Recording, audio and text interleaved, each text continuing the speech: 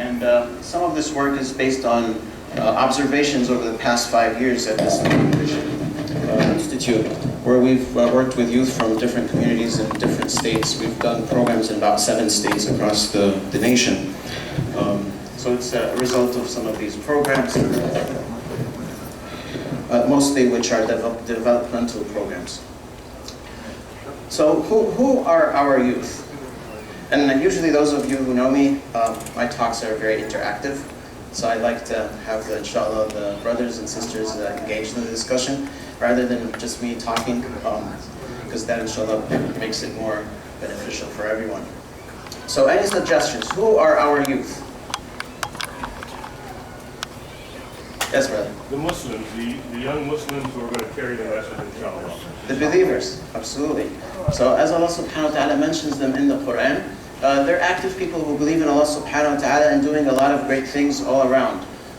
We see some youth in the bottom right there from New Jersey. They came all the way from New Jersey to Baltimore a few weeks ago just to attend the ICNA conference. When these young people could have, decided on a long weekend to just do something else with friends or family. Above them we see some young people from a local school in the area here who again, their parents and these young people have took upon themselves to go to an Islamic environment to get education, to learn to understand their deen properly. And then a lot of other examples, young brothers and sisters who are doing different things in the community, from food banks, kitchen, kitchens, doesn't want to. Oh, okay. Can you hear me well in the back? Okay. So Allah subhanahu wa ta'ala mentions them in the Quran. إِنَّهُمْ فِتْيَةٌ آمَنُوا بِرَبِّهِمْ وَزِدْنَاهُمْ هُدًى.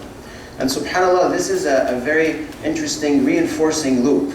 The more we believe in Allah subhanahu wa ta'ala, مَنْ يَهْدِ اللَّهِ فَهُوَ الْمُهْتَدِ. The hidayah comes, as we believe in Allah subhanahu wa ta'ala. And the more we get closer, the more Allah subhanahu wa ta'ala bestows this very special blessings upon that believer, which is the blessing of hidayah or Islam. Very different from everything else that Allah subhanahu wa ta'ala created, where a reinforced loop has to balance itself out, otherwise it goes into destruction. So we see a hurricane, it keeps getting energy, and then it dissipates at the end. It reaches a state of stability. But Iman is very different. It's the only thing that we see that Allah subhanahu wa ta'ala has created, that the more we do it, the more it becomes stronger and reinforces itself. And this is really important for us as parents. When we see our youngsters, when we deal with them, we always have to have that concept in mind, that they are believers. They are young people who believed in Allah subhanahu wa ta'ala, because every person is born in a state of submission. Every one of us is, as the Prophet ﷺ said in a hadith, يُولَدُ عَلَى الْفِطْرَةِ, the state of Islam, the state of submission. And until we grow up in our adolescence years, we start to think for ourselves and rebel against, the things that are around us and think for ourselves, and then maybe we choose the path of Islam, we continue on that path, or we choose a different path. As the Prophet ﷺ said, a person is born in a state of Islam, and then it is how he's brought up, how he's nurtured in his household. He would become a Christian, a Jew, or some other faith, or no faith at all.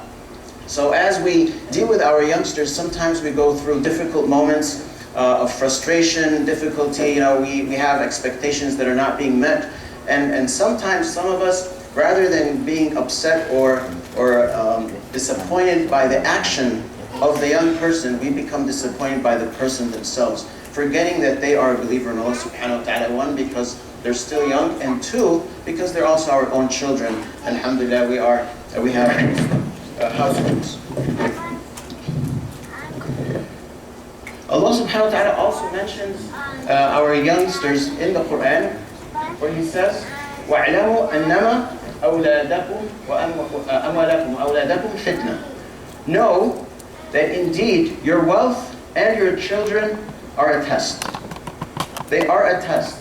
وَأَنَّ اللَّهَ عِنْدَهُ أَجْرٌ عَظِيمٌ. And Allah subhanahu wa ta'ala has great rewards for those who are persevering, for those who do not betray their trust. In another ayah, Allah subhanahu wa ta'ala says, يَا أَيُّهَا الَّذِينَ آمَنُوا لَا تَخُونُوا اللَّهَ وَالرَّسُولَ. Do not betray Allah subhanahu wa ta'ala and His messenger, وَتَخُونُوا أَمَانَاتَكُمْ, and you betray your trusts.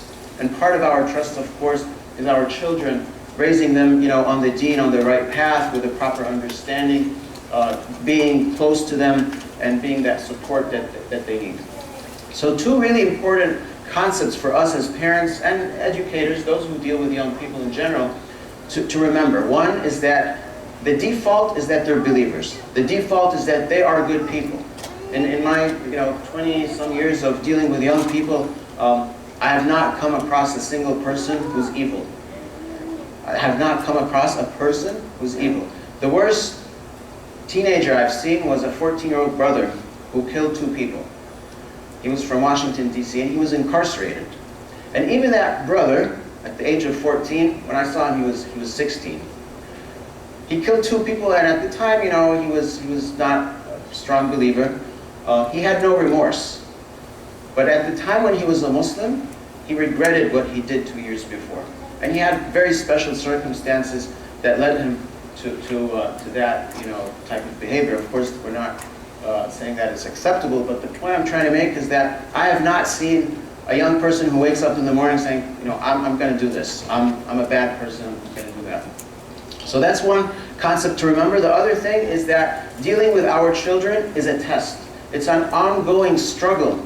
It's part of our bigger test on this planet to propagate the message of Allah subhanahu wa ta'ala, to be that Khalifa on the earth, and part of it is dealing with our youth in that way. So what are some of the challenges that our youngsters face, that they come across every day? And let's see, any suggestions here, inshallah. Practicing their deen. Practicing their deen, okay. Talking about their deen. Expressing their deen and talking about it, practicing it, demonstrating it in speech and action. That's right. Peer pressure, the pressure. Peer pressure, okay. There's a brother in the back. It changes the face in the non-Muslim community in schools and outside and back home. Okay, having multiple approaches in dealing with things in life, multiple characters or attitudes or approaches. So we summarize those into 3 points, but before we get to them, these are some of the things that we typically hear about. They have low school grades, they're not doing very well at school, maybe there's some gender relations, they're angry, they seem frustrated, some of them might be lazy, they sleep into the weekend till noontime, maybe they miss their dhuhr, Ramadan comes in, they wake up right before Maghrib, they might be rude with their parents, they talk back to them. But really, these are just manifestations. These are not problems. These are just the outcomes of the challenges. So like the brothers shared, identity and peer pressure and so forth, we've combined those into 3 main categories. The first one, which is identity, inshallah we'll talk about that a little bit. Basically, who am I? What am I all about? Where do I fit in this world? How do I conduct myself at the masjid, at the home, at the school, at the shopping center with my friends, and so forth? How can I have fun and be a cool person and at the same time please Allah subhanahu wa ta'ala? That's a big challenge that a lot of our young people go through every single day.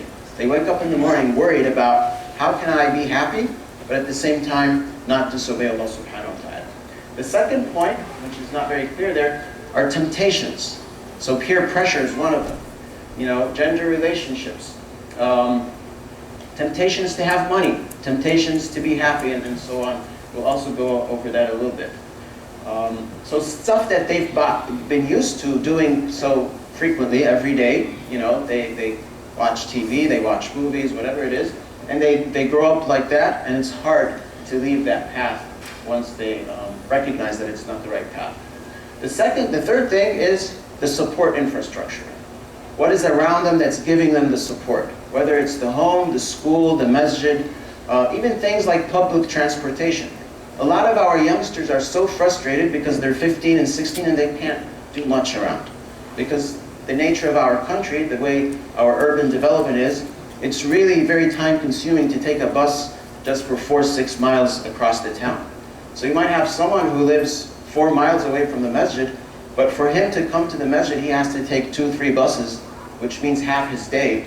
And maybe there's no bus even that comes to some masjid.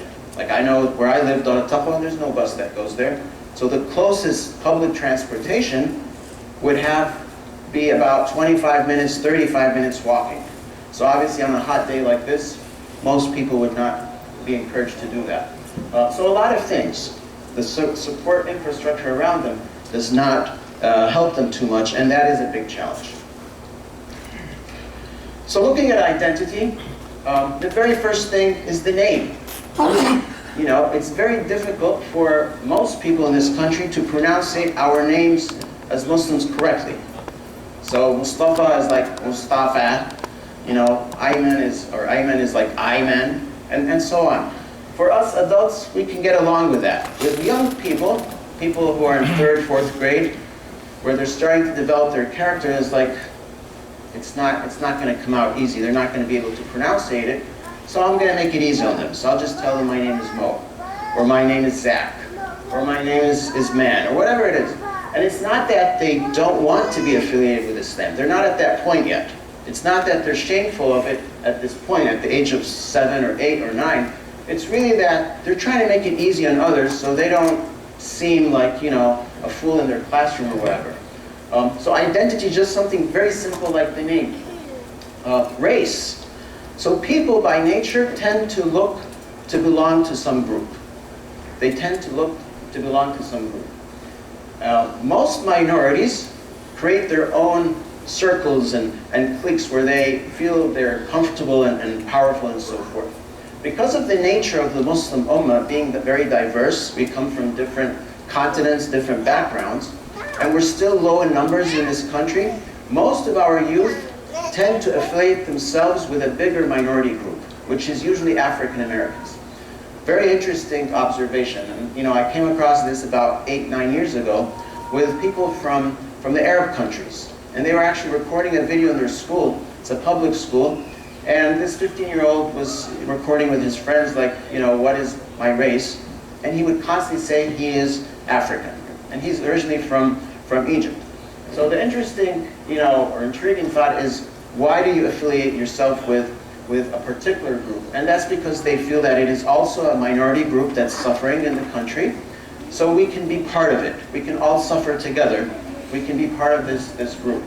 And that leads to other things, the culture. So the rap culture, the music culture, and so forth. Color. We see typically in our communities, a lot of our youth, they tend to look down on white color. So amongst themselves, if they're playing basketball with other teams, oh, we're going to beat them because they're lighter in color. They're the white guys. They're, you know, the light kids and so forth. This is very subtle.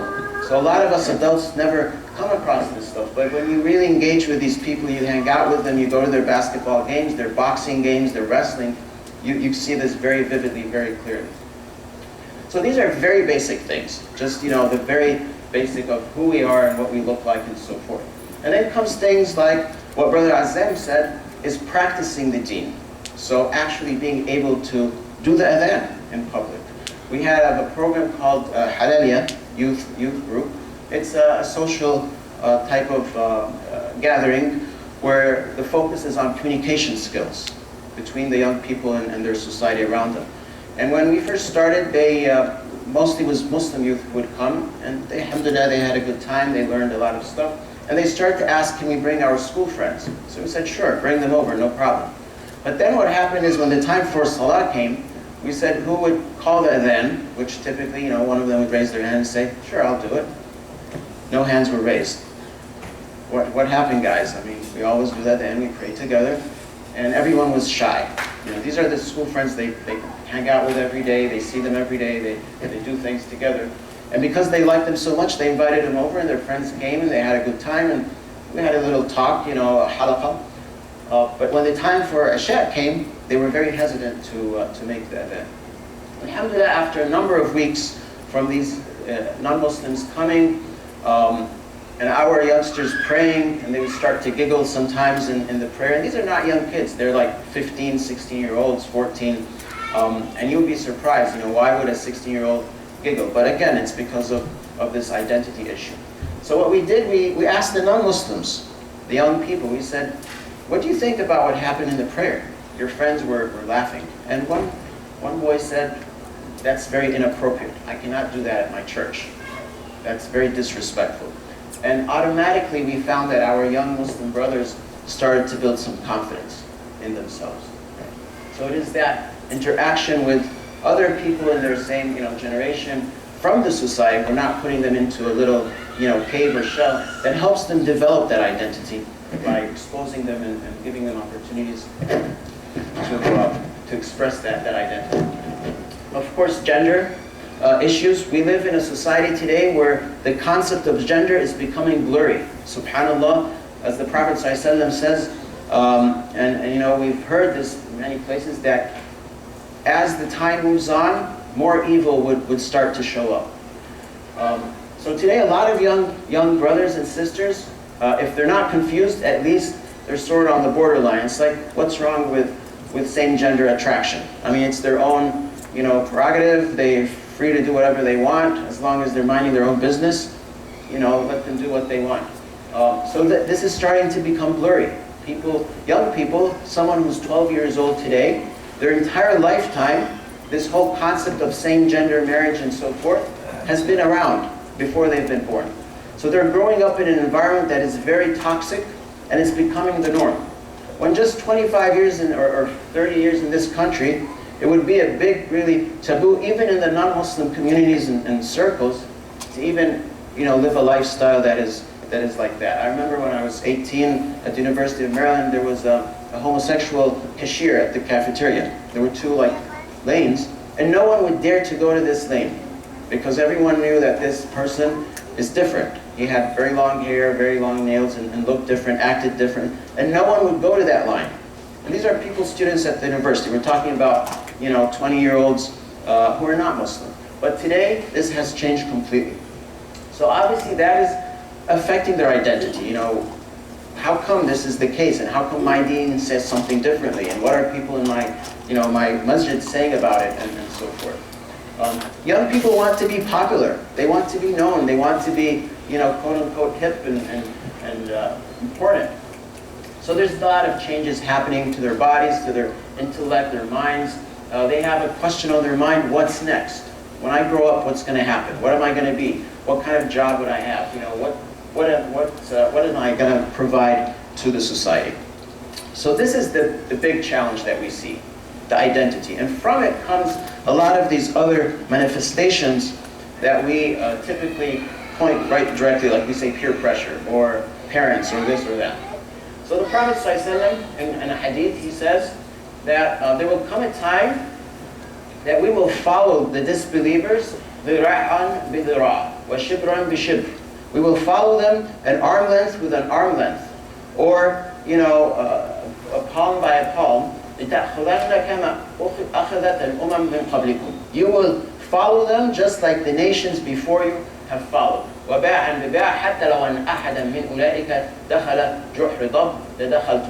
to the point that one of these disbelievers would enter into the hole of a lizard, and you would also follow them into that hole of a lizard. Meaning, our intellect, our thinking process has been shut down, and we're copying and imitating whatever we're seeing in front of us. And subhanAllah, we see some of this already in some of the so-called Muslim countries.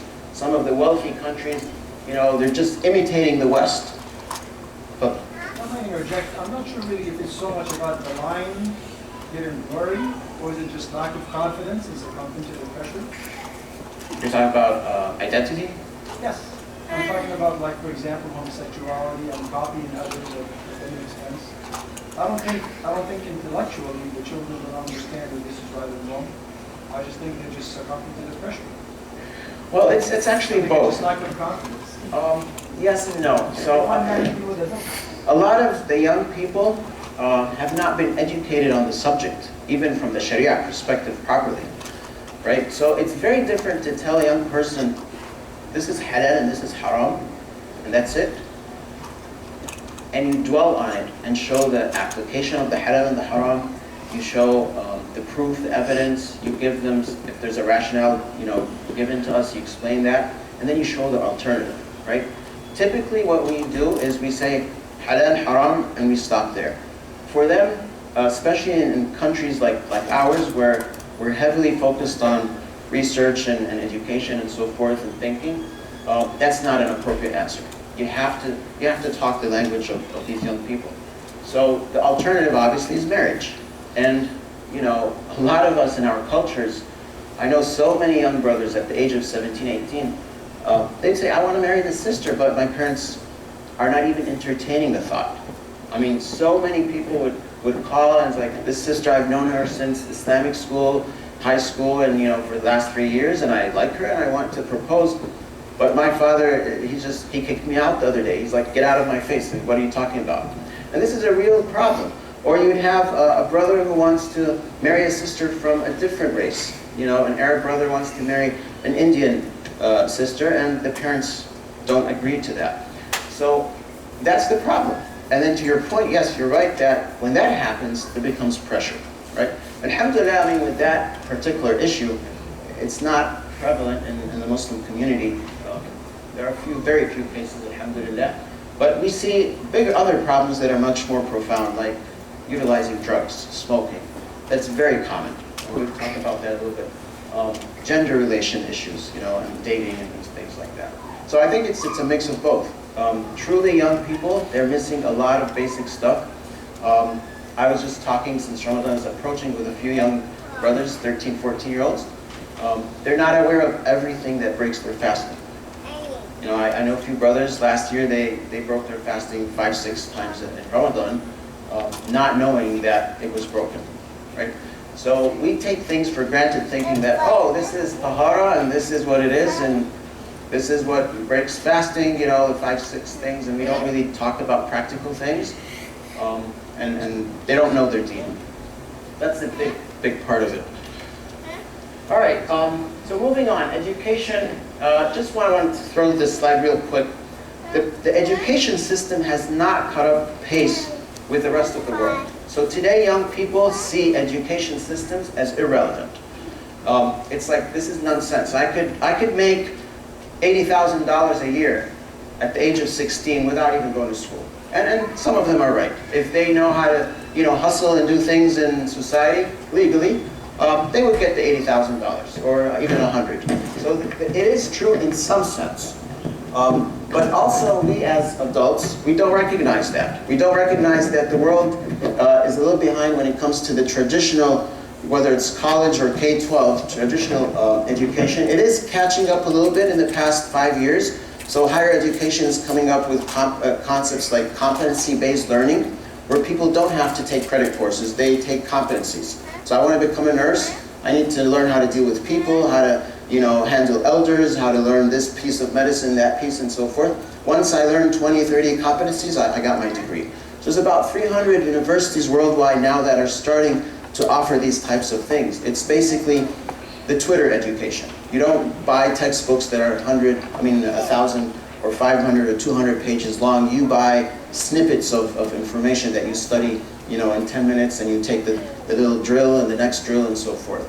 And you study on the bus 10 minutes while you're waiting for your bus or the subway and so on. Experiential learning, you know, so that is something that as parents we just need to be aware of, that education in general is reforming itself, but it's pretty slow compared to technology and finance and other things in the world.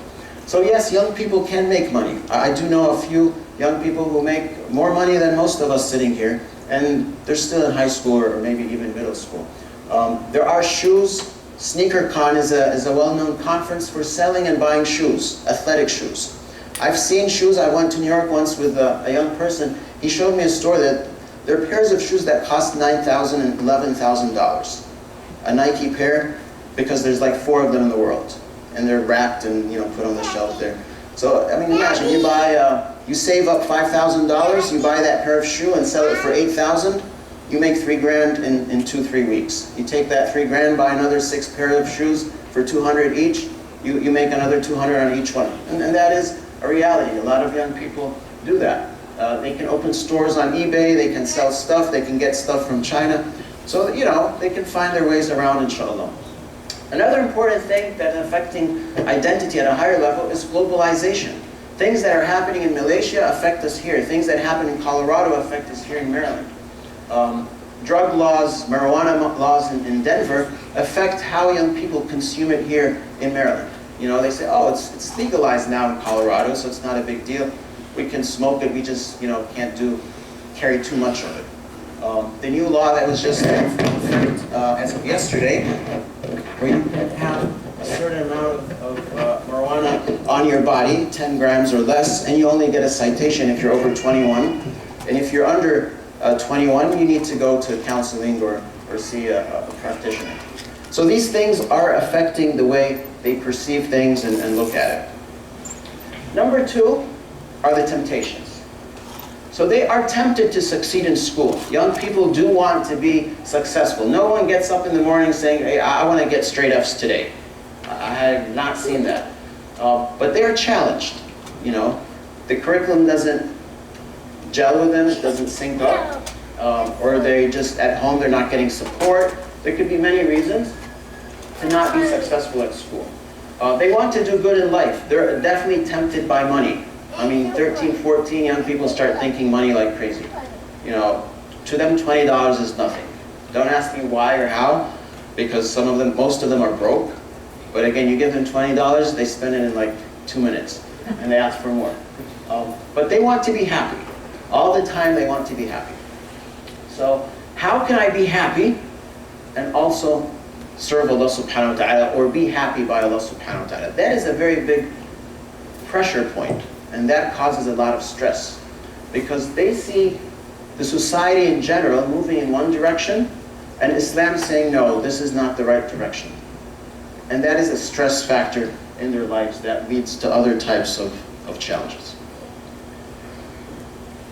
Intimate relations. So this is another thing that the society itself has changed. For example, the FCC has relaxed the rules on profanity. What can and cannot be said on radio stations and TV stations has changed in the last 3-4 years. There has been multiple incidents, big events like the Super Bowl, and after that cases were done against the FCC, which forced them to reduce the penalties. So typically radio stations and TV networks would be fined up to $350,000 for each profane word that is mentioned on a show. But because it was mentioned unintentionally, that they were able in the court to present the case, and they relaxed the rules. So now for young people, a lot of what we as adults and of course Muslims consider is profanity, for them this is just regular social talk. This is how we express ourselves. The society in general has no rules. The society accepts that you can be 15 and have an unlawful, according to us Islam, unlawful relationship, but you cannot be 15 and get married. So obviously that is, you know, a contradiction to our value system, but that's the norm of the society again. Research has shown that by the age of 8, kids have been exposed at least once, even indirectly, to nudity. Somehow online, they would click on the wrong button, you know, the parents sitting next to them looking at something online and something pops up, or whatever it is, but at least once they have been exposed to nudity. And that for us as parents is important to know, because we have to expect that this could have happened, and how do we deal with it? Most youth at this age would just brush it off and, you know, move on. But there would be a few that would strike their curiosity. What is this that I just came across? And they would go to an older youth, maybe their brother or their cousin, and say, hey, let's look at this website, or go to Yahoo and type this and see what comes up. And then he would start asking questions. And if the questions are not addressed obviously appropriately, that would lead to problems. Another thing, at an older age, by 14, 15, they start to have the need for care. They want to feel loved by people, their family. And if the family is not a strong family, the parents are working too much, they're not home all the time, they're not hugging their sons and daughters like the Prophet ﷺ has encouraged us to do. We know the story of the man who came to the Prophet ﷺ one day. He said, I have 10 children and I never hugged or kissed any of them. And the Prophet ﷺ's response was, what can I do to someone whose heart has become so hard? And we know that Prophet ﷺ would kiss his daughters, and hug them all the time. We have the beautiful conversation between Ibrahim alayhi salam and Ismail. He's executing a command of Allah subhanahu wa ta'ala. He knows he is Khalilullah, the prophet, the master of the prophets. He is very close to Allah subhanahu wa ta'ala. He gets a revelation to slaughter his son. And as a prophet, a messenger, obeying Allah subhanahu wa ta'ala, he could very well get the knife, slaughter his son while he's sleeping or whatever, just say, come, let me chop your head off. But no, he consulted with him. Ya bunay, my dear son, inni ara fil manam an adbah. I see in the dream, anni ara fil manam an adbah. I see in the dream that I am to slaughter you. So his response, Ya abati. And this is again a form of being close and tenderness. My dear father, do what you have been commanded. Satajiduni insha'Allah min as-sabirin. You will find me from among the believers. So very important to show the love, to express it. A lot of us, fathers especially, tend to shy away from hugging our boys, when they grow up, they're in high school. Of course, if we haven't been doing it when they're still 12 and 8, it's going to be very awkward, all of a sudden to hug them at 16. But that is very important, because if they don't have that love at home, they're going to try to find it somewhere else. Schools, public schools of course, and this is why Islamic schools, Islamic environments are extremely important. The school says it's your choice. You do what you feel is comfortable as long as you're not infringing on others' rights. So a lot of reasons. The fear of the unknown. Sometimes youth want to experience things and take risks just because they feel it's interesting. Some statistics, I'm not going to go over all of this, but the ones at the top are general statistics across youth in America, all backgrounds and so forth. And the ones at the bottom are in the Muslim community. And it is a big problem, pornography. We feel that about at least half the young brothers are sort of constantly addicted to this. In their gatherings, at family homes, they'd be sitting together, the adults are together, the young people are together, and they're watching the things on their tablets or phones or whatever. By 15, a big chunk of our youth have been in some relationship, unfortunately. Lastly here, the support infrastructure. So we talked a little about how diverse that could be, from libraries and transportation systems to the uncles and the aunties. Sometimes we as elders, we like to joke with our youngsters, oh, when are you getting married? We're telling that to a 15, 16-year-old. That really annoys them. We think it's nice and funny, but for people raised in this culture, in this country, that's a very annoying thing to tell them. Sometimes the cultural differences.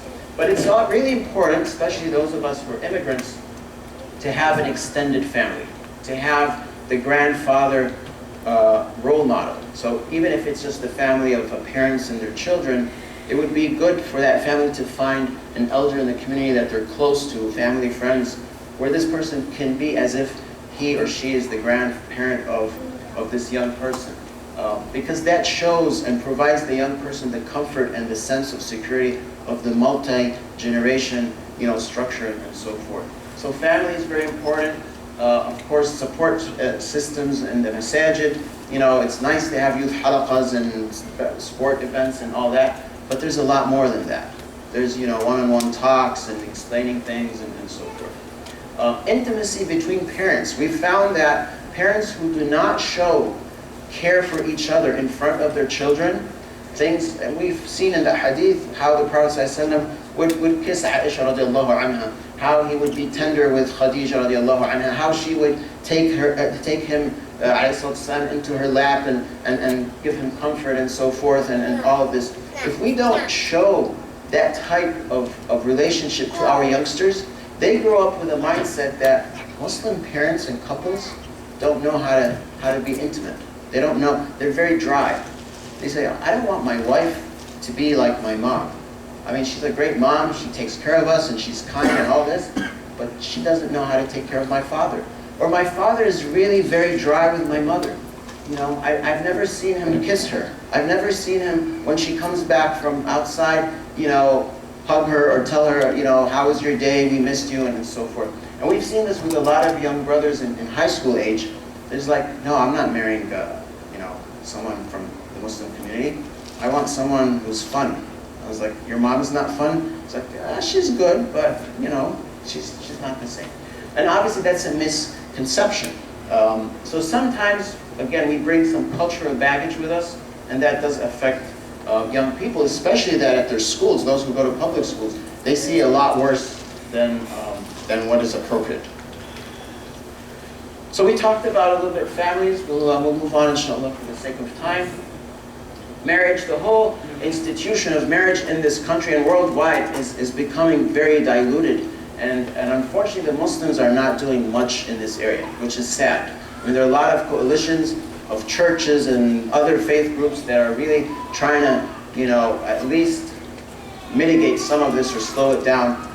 The Muslims in general are not present in these discussions at, you know, at Annapolis and other places and so forth. One of the 5 laws that just passed yesterday or the day before in Maryland is one that deals with same-gender couples, giving them the full rights for benefits at workplace, non-discrimination and so forth, as well as transgender bathrooms. So now, starting now on, the state public bathrooms are not required to have male and female bathrooms. There could just be one bathroom with 2 signs on it for everyone. So new airports that get built in the state of Maryland, the public facilities, they're not obligated to have 2 gender bathrooms. They could have just one bathroom for they call it gender neutral, and anyone can use it. So this is a big problem. I mean, this is something that we need to step up to and discuss. Radicalization has been, you know, a little bit of an issue with some communities. Up in Minnesota, we've seen here a couple of cases. A young brother in Maryland, here in Howard County, was arrested a few years ago. He's serving 15 years in solitary confinement for what? For just surfing websites. And his parents were not very well educated. When the authorities came to talk to him, they welcomed him. Oh, please come in, have a cup of tea. Can we take your son out for a walk? Oh, sure, no problem. So they took the boy, Brother Muhammad here, out a couple of times, got him lunch, talked to him, and this was all used against him later. For 2 years, they let him surf the same websites. So it's not that they were counseling him or coaching him. They were just letting him do whatever he's doing. They kept setting him up until he got in touch with this new Muslim sister in Philadelphia. She was a little ignorant about her deen. Started when the cartoons happened, I believe in Sweden or I can't remember the country. She started a Facebook campaign to address that, and one of the things she was trying to do was raise money. So she contacted this boy, asked him, "Would you help me raise funds?" And he said yes, and that's what they arrested him for. So a lot of times it is the family is not aware of the laws, or they're disconnected from the young boy. He used to sit in his room on his computer all day. He was very smart, very good at school, 4.0 GPA. He got a full scholarship to Hopkins. I mean, he was a genius in math and physics. They thought he was studying, but he would, you know, study and also, out of curiosity, look at other websites. He's a young guy, very motivated, very energetic, has a lot of ghira, a lot of love for his deen, not very well educated in the deen. So he started to do things his own way, although he really did not harm anyone, but he just had that intention to do something that could have been considered against the law. So to boil this down, what we see out of those 3 challenges are the results, the manifestations of those 3 challenges, the identity, the temptations, and the support infrastructure, is we see stress. We see young people who are bored, or they're talking back, or they don't want to go to school, or they don't want to come to the masjid, or they come to the masjid and it's like, hey, can we go now? I need to hang out with my friends. So that's stress. And then that stress could lead to other problems. It could lead to the smoking, to the gender relations, to the low grades, and so on. Disobedience is, I don't care, I'll just do whatever I want. I see other people who succeed, even they don't follow the proper way or what you're telling them. And then low performance at school typically, or just not being motivated. So this is what we see. That's the list that we think are the challenges. But these are really the results. If we address those 3 big items, then everything else starts to disappear by itself. So this could happen to anyone. SubhanAllah, I've known a young Hafid in our community. Brilliant brother. He went to Islamic school, memorized the Quran at a very young age. He gives khutbahs all around. But he was on the verge of losing his career for something as simple as speeding when he's driving. He gets arrested, or not arrested, but stopped every week or 2 weeks. And he gets a ticket, and then again it goes on his record. So he got so many points, to the point one day he was driving without the license, or he had to do something with the court, and he was on the verge of losing his whole career because he could have gotten arrested at that point. So we live in a society that is very, very stressful, very difficult for all of us, but especially our young people. So no one is immune to this. And as the Prophet ﷺ has given us an advice, seize 5 things before 5 things. Your young years before you become an old person, unable to participate and do things. وَصَحَّتَكَ, and your health before your weakness, and your wealth before you become poor. Even though young people are mostly broke, they're poor, but they do have the ability to make a lot of money very quickly, unlike most of us adults. And your free time before you get busy, and your life before your death. So again, the 3 key challenges that we summarized, and we'll move on to the root causes, inshallah. So what are some of the reasons that this happens? Some guesses from what we just mentioned, inshallah, to keep you all awake. What happens? What is the reason for those 3 challenges on the previous slide here? What are the root causes? Why is identity a problem? Why is temptation a problem in the support infrastructure? Ignorance. Ignorance, absolutely. Upbringing. Upbringing, okay. Someone had their hand up here. It's a part Yes. of growing up. Society, Society, okay, the environment around them. communication, Communication skills. All right, mashallah. So, confusion, which is kind of ignorance, not having that proper knowledge. Feeling disrespected. When people feel disrespected, regardless of their age, anger starts to happen, right? So you talk to someone and they just turn around and walk away. It's like, what happened? They're not respecting me. You feeling not understood. If you don't feel understood, you're going to create your own identity. They just don't understand. And we hear this a lot. Young people say, oh, they don't understand. They're too old. They're not from this country. All these quote-unquote excuses, because really they're myths. You could have someone who's not from this country and they could be very knowledgeable, well-educated, and know how to get along with the young generation and understand everything. Irrelevance. If we feel that something is irrelevant to us, we're just going to push it away. So if our young people do not feel that Islam is relevant to them, they're going to push it away.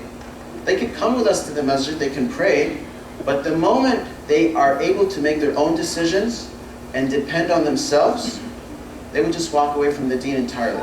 And we are seeing a phenomena for those who are in their 20s in college, where they're walking away completely from the deen. There were a couple of studies done on Muslim youth who drink in college campuses. And the national average among Muslims is about 40%. Between 38 to 46% of Muslim youth and college campuses across the country drink. Another study, this was done by, I believe, Sound Vision and someone else. ISPU, they did a survey on Wake University, just one school, and the percentage was 9%, which is still considered high for a Muslim population. But the point, which is even worse than drinking, is that there's a big wave of people just becoming agnostic. There's like, they leave Islam. They might not denounce it, they're not saying we're not Muslims, but they stop praying, they stop fasting, they stop going to the masjid. They're just Muslim by name, and they're living their life as such. Because they feel it's irrelevant. Over those 20, 22 years of their life, they did not see how Islam connects with their society and how could it make them or their family better. And they start to do comparisons, and of course, this is a great fertile land for shaitan to come in and do some of his work. Hopelessness. Occasionally I come across young people, they send a text or whatever, it's like, forget about us. We're doomed. I mean, we're done. Just go work with some younger kids, 12-year-olds. We're 16, we're 17. We did everything that's wrong, so there's no hope. And of course, that's almost like shirk. We're losing hope in Allah's mercy, losing the confidence and the yaqeen that Allah subhanahu wa ta'ala can forgive everything. And then lastly, being marginalized. A lot of our young people feel that, we're a minority, we're not being respected, Islamophobia, all this stuff that's happening around us. And unfortunately, sometimes the more we talk about it, the more we make it worse for them. Because what they really want to hear is, something that pulls them up rather than puts them down. So some tips, inshallah. Just want to share this story from about 6 years ago.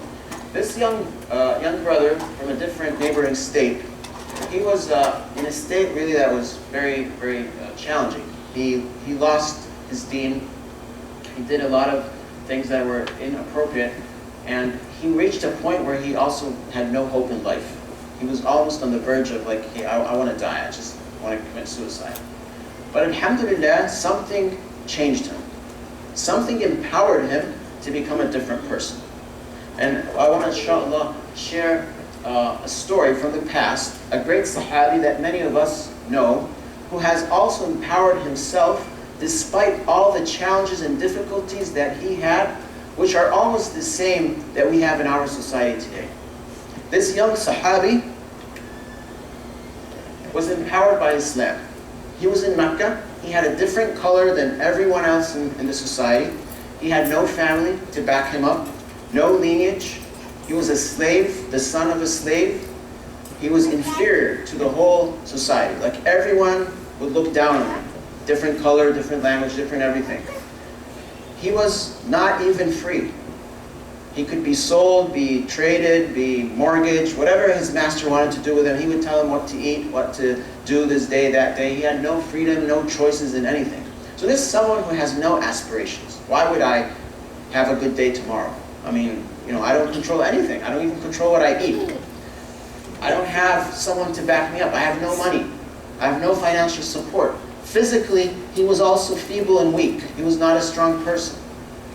But like the brother said, when he heard the words of the Quran, when he received the knowledge, he became empowered. Just like Allah subhanahu wa ta'ala has empowered Adam alayhi salam when he created him in the Jannah, by what? By teaching him all the names of the creation.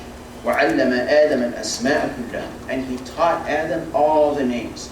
This process of learning and knowing what these things are has made Adam alayhi salam and all of us, his offspring, an empowered species. A species that could use intellect to make decisions different from the species, for instance, the creation of the angels. The angels are created in a full state of submission. سُبْحَانَكَ لَا عِلْمَ لَنَا إِلَّا مَا عَلَّمْتَنَا. Oh, glory be to you, Allah. We know nothing except what you tell us. And whatever you tell us, we just execute on it. No decision making, no choices, and so forth. So the very first thing that empowered Bilal radiallahu anhu, and Bilal left a legacy until the day of judgment. The adhan, being called 5 times a day. Every single moment on this planet, the sun rises and sets at some point. This legacy is continuous from the day he embraced Islam or made that first adhan until today. And he achieved this legacy, he achieved this process of empowerment through knowledge, one, but also through earning it.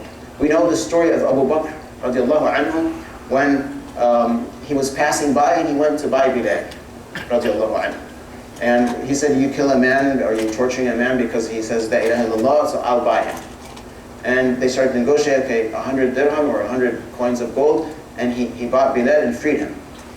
And the disbelievers, to mock Bilal, they said, if you had asked for, take him for free, we would have given you for free because he is worthless. And Abu Bakr's response was, if you had asked for 1,000, I would have paid 1,000.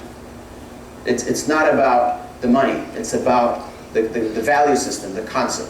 So Abu Bakr, by that statement and that act of freeing him, he empowered him. He made Bilal legitimately a free person. And then Allah subhanahu wa ta'ala even empowered him further in the battle when he killed his own master by his own hand. To give him that privilege that you are the one to kill that person who's torturing you and controlling you by your own hand. So now he's empowered by Allah subhanahu wa ta'ala, and even before that he was of course empowered by the Prophet ﷺ to give the adhan. Arihna biha ya Bilal. So this process of empowerment is basically 6 key things. Knowledge is the very first one. If we don't know, we're not empowered. As they say, information is power. Number 2 is to aspire, to have an aspiration to go to Jannah. This is our vision. This is the vision our youth need to have in their heads. Not that you need to get a 4.0 or you need to get A classes or GT classes or get that job or this house or all that. While all of this is good and recommended, and inshallah, we achieve this success in this life, but the bigger success is the 4.0 in the hereafter, is passing the test of the hereafter. And this is the whole mindset that as families we need to push our youngsters towards. A lot of us get consumed in a lot of the great systems in this country. Oh, we have a great education system. I want you to leverage that. Just a couple of days ago, a parent called me who's sending his son to currently an Islamic school in the area in 8th grade, and he's thinking to move him to a public school in high school. So he was calling to ask about good public schools in the area. And my first question is, why do you want to take him out? It's like, so he could be academically stronger. Well, brother, I do understand that's good and nice. And yes, some of our schools are not well equipped and we do have limitations, of course. But is the trade-off really worth it? If he's been in this school for 8 years and you've been, alhamdulillah, successful to homeschool him and put him in an Islamic environment for 8 years, why don't you just go the other extra 4 and not take the risk? Because it is a difficult risk. We've just seen a lot of these challenges. And some of us adults can't even go through some of these challenges.